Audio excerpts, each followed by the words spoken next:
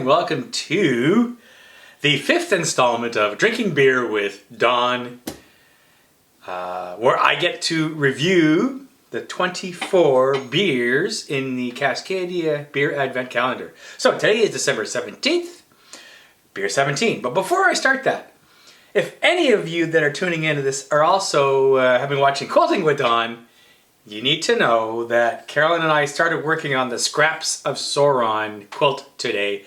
So there will be a video out shortly on how that's going. All right, off to beer number 17. Ooh, it's a little bit of a darker one. Looks a little red.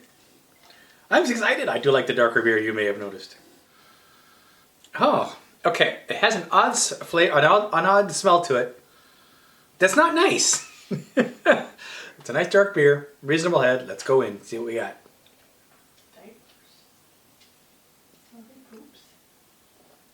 Oh, I think it's a stout.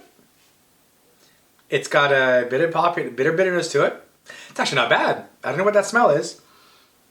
It tastes like a good stout. Average to above average. It's got the bitterness. It's got a bit of a chew to it. It's got a nice head. I'm not getting strong. There's something else in the background here. I'm having a hard time saying I really like this. It's not bad. I'm getting less of the coffee chocolate, which leads me towards stout versus a porter.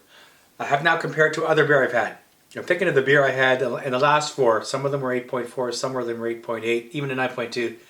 This isn't even as memorable as the 8.4, so it's going to be below that.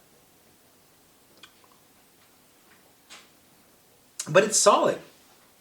The more I have it, the more I say I'll call it a bit above average. I'm going to give it a score of 8.1. All right, let's find out what it is. Interesting. Okay, it's called Interior Horizons. It's from Daggerad. It's the Daggerad Brewing, or Daggerad, out of Burnaby, British Columbia. The beer is called Interior Horizons and is listed as a Belgian-style brown ale with cherries. 6.5% alcohol. I couldn't get an IBU reading once again. The can and the website together give you quite a bit of information. The can says crafted in the Belgian tradition, brewed in BC. Cool. It says, don't bother looking out the window. We know what's out there. No, look inside. Look inside. Look deep within yourself and scan the horizon there. Okay, so far, not getting much besides philosophy out of that. It goes on to say, do you see a void that can only be filled with a creamy brown ale full of rich malt and brimming with cherries and estery Belgian yeast? And then it goes on to say, the can goes on to say, using Belgian yeast, European hops, and a good deal of care and patience, Daggerad brews small batches of balanced complex beer. There's a lot of hype in those words. I didn't give the score a lot of hype. I offered to Carolyn a sniff and a taste. And the first thing she said is, oh, I smell cherries. So her nose is clearly better than mine. Maybe I should have her join me on these beer tastings. She's got a good nose. I still don't get cherries. But you know what? There's a tanginess to it. So that's probably the tang is probably the cherries. Okay, Belgian yeast, Belgian tradition, sure. If somebody served this to me in Belgium, I would have said, that doesn't taste Belgian. I hate to say it, but that's where I'm at. Having lived 6 years and sampled more than my share of Belgian beer. It's good. I mean, it's reasonable. I gave it an 8.1, but it's not up there with the Chimay and the other dark ales and the Rocheforts and the other dark ales I really like. Yeah, I'm okay with the score. I thought about raising it because the beer is growing on me, but I'm going to leave it where it is. So let's stick with the 8.1. It's not a bad beer. If you want to try it, go for it. Daggerad has some pretty cool stuff. Today is the 18th of December, so beer number 18. Without any further talk, let's do it. Isn't that a great sound? It's red. Okay. I bet it's fruity. Oh, I get lots of fruit in this. Cherries, strawberries. We're going in.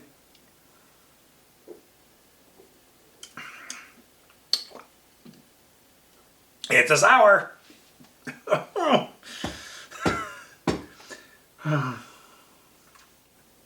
Now, having said that, there's an intense fruit flavor, so it's not just sour. I've had some beers that's all I could get, or they tasted like drinking pure grapefruit juice. At least I'm getting more than that here, but it's still sour. It's almost, the fizz is almost like if you're drinking a can of Coke. It's hard to describe, but beer has a different fizz to it, right? This is more effervescent. It's not too sweet. It's not too tart. So as far as sours go, it's reasonable. No, I'm just getting fruit and zero bitterness, just sour and very fruity. So it's refreshing because there's no bitterness and because it's quite fruity. And like I say, effervescent. So that's, I think, a refreshing, fresh is not a bad word for it.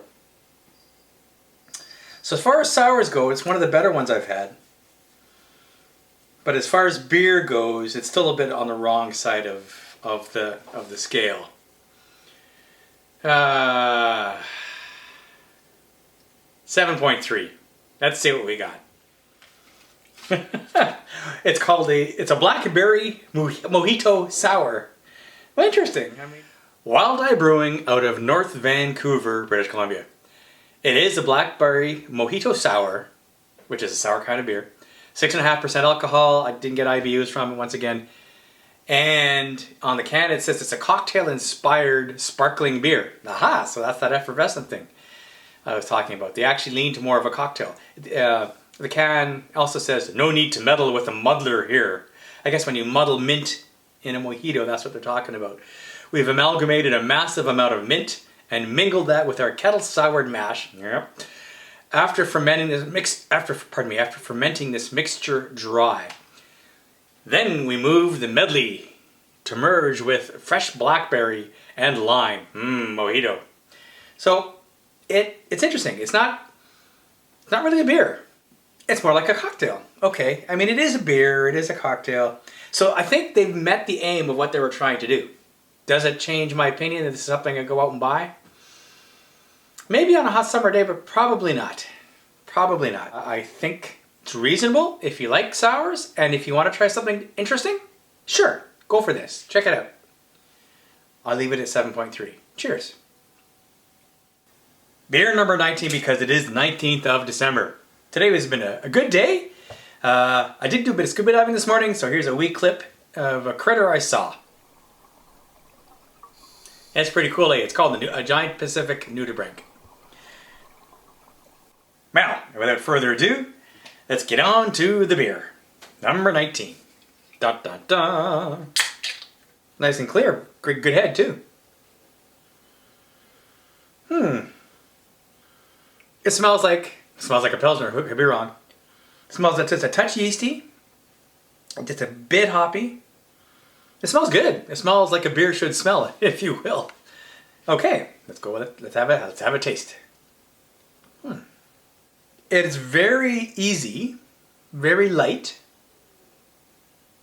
It might even taste a little European.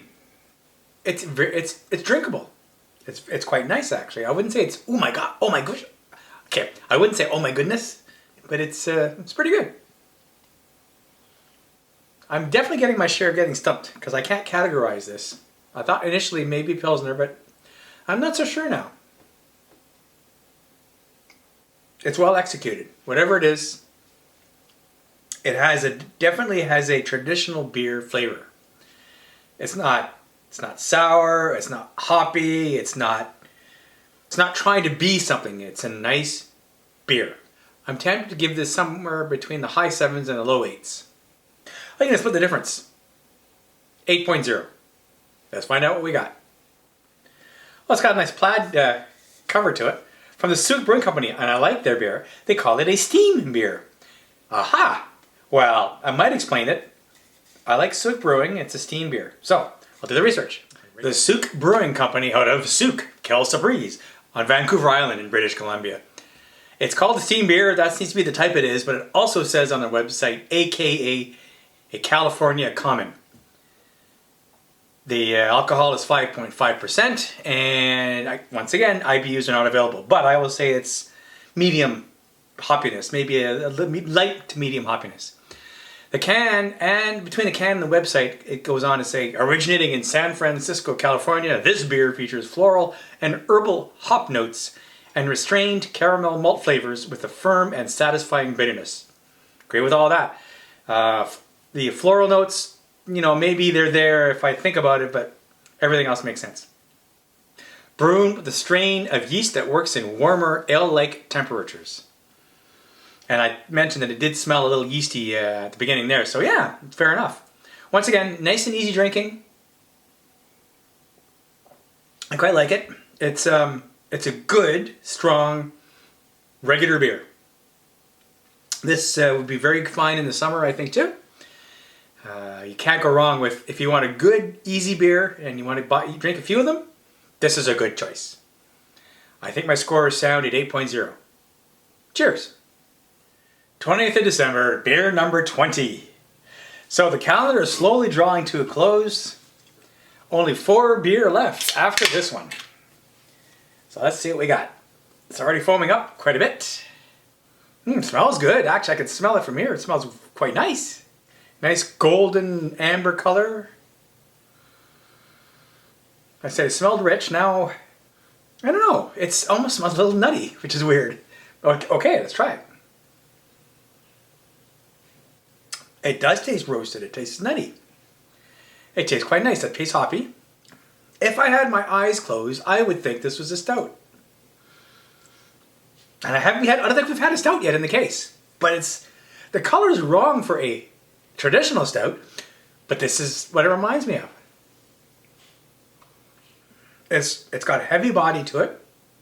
It tastes a little chewy, if that's the right word. Bit of caramel. And it's interesting because the flavor lingers on in the aftertaste. So it has a nice lingering flavor, which is kind of warms you up in a sense. I mean, not like alcohol does, but it's a nice comforting beer to drink. I don't know what it is, but I like it. I could drink more than one of these. I really like it's not necessarily a complex flavor. I mean, there's not a lot going on, but it's rich. It's a rich flavor. It's very flavorful. There, that's the right way to say it. I really like it. Drum roll, please. 9.0. Let's see what we got. It's from the House of Funk. Separation Anxiety Irish Red Ale with coffee. Aha! Coffee's our flavor. All right. House of Funk Brewing Company out of North Vancouver. That's the third beer, I think, in short order that has come from North Vancouver. So obviously they're onto something. It's called Separation Anxiety, and it is a red ale with coffee. 5% alcohol. So not strong. Again, don't know the IBU. But here's what the can and the website both say. An Irish red ale, simple and balanced, hopped lightly with Cascade in the kettle, then fermented with a neutral ale yeast. Once fermentation and maturation were complete, we worked alongside a roastery to cold steep our house roasted coffee beans to blend in cold brew concentrate.